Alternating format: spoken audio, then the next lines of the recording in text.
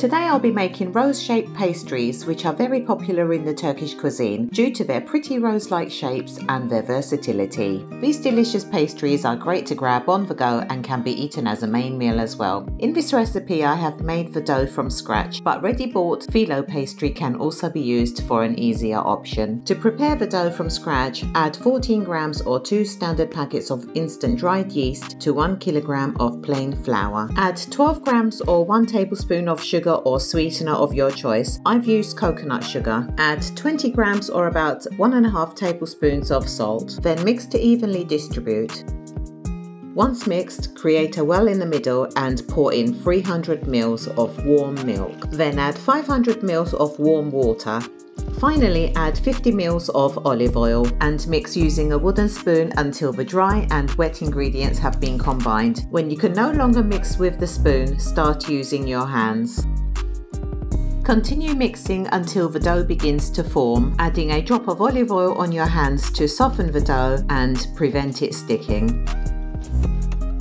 Knead for about 5 to 10 minutes, cover and leave to rest whilst you prepare the filling. Alternative fillings can be used, such as minced chicken or lamb, or a spicy potato filling always tastes great. Today I'm using a spinach and white cheese filling. Thoroughly wash and drain 450 grams of fresh spinach. I'm using baby spinach leaves. Place in a large bowl and add 2 finely chopped onions. You can use an electric chopper if you have one. Then, courtesy of my lovely in-laws, I have this delicious homemade white cheese straight from the mountains in Turkey. It's a bit like the Cypriot helim and can be grated. Alternative cheeses can be used, such as feta or cheddar. Use what you have. You'll need about 300 grams. Add 1 to 2 finely chopped capia or other peppers of your choice. Then the fun part. Using your hands, mix the ingredients together, and as you do, gently crush the spinach to soften or wilt the leaves. This will make it easier to use later, but don't overdo it, as you don't want the spinach to release a ton of water. A couple of minutes should be enough. Then add the seasoning. Again, you can go as per your taste. I've used half a teaspoon of black pepper, 1 teaspoon of chili flakes and a teaspoon of salt. Be careful if using helim or hallumi cheeses though, as these are normally quite salty. So if using these, adjust the salt accordingly or leave it out altogether. Gently distribute the seasoning, then set aside. The dough should have risen by this point and can be turned out onto a lightly floured surface. Remove the air, then form a rectangular shape. Divide the dough into 2 pieces, putting 1 piece back into the bowl and keeping it covered to avoid drying. Then divide the remaining dough into 8 equal pieces. Taking each piece one at a time, roll into balls. Adjust as necessary so they are all the same size. Keep them covered under a plastic sheet or clean tea towel to avoid drying.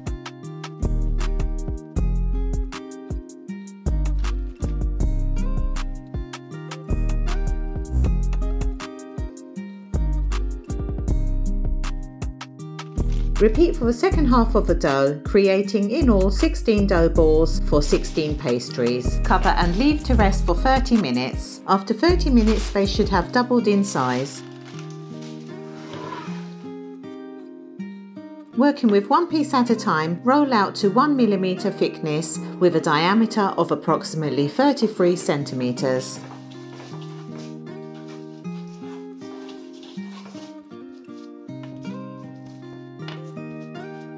Using a mixture of 150 grams of melted butter and 80 grams of olive oil, brush on the rolled out pastry as shown. This will enhance the flavours and keep the pastry soft. Then sparingly add the filling. No need to apply a thick layer.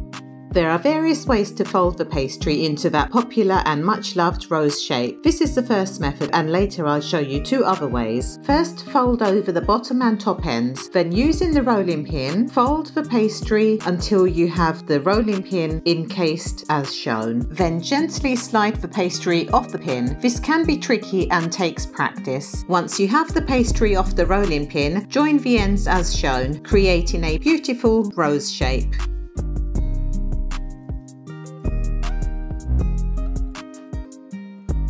Repeat the process for the next piece of dough.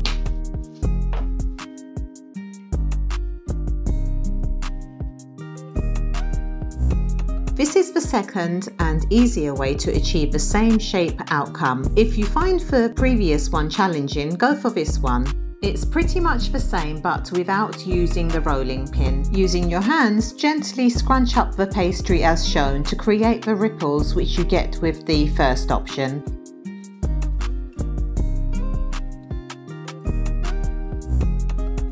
Place on a baking tray lined with grease-proof paper and brush on a mixture of olive oil and egg yolk, or you could use milk to achieve a golden finish. Transfer to a preheated oven and bake until golden at gas mark 5 or 190 degrees Celsius. Whilst the first batch of pastries are baking, continue making the second.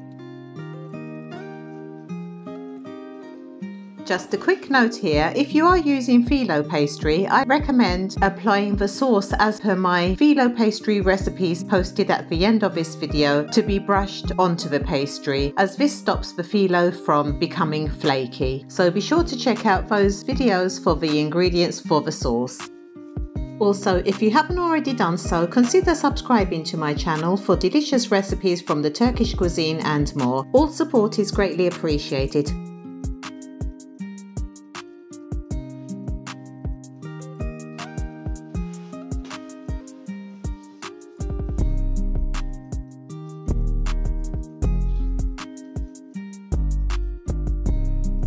Again, brush with the egg yolk mixture or milk, and if you like, you can sprinkle on some poppy or sesame seeds for a variation.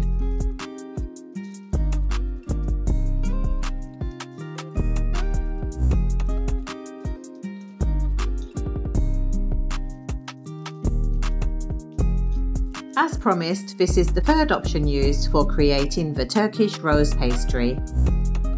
This method is also easy and results in a swirl design being created. Tuck the end under and gently press down to slightly stretch the pastry, being careful not to apply too much pressure, which can result in the pastry bursting. Again, brush with the egg yolk or milk, and this time I've sprinkled the top with sesame seeds. All the pastries have been baked and they took between 30 to 45 minutes to become this golden brown. They look and smell absolutely amazing. I hope you'll give them a try.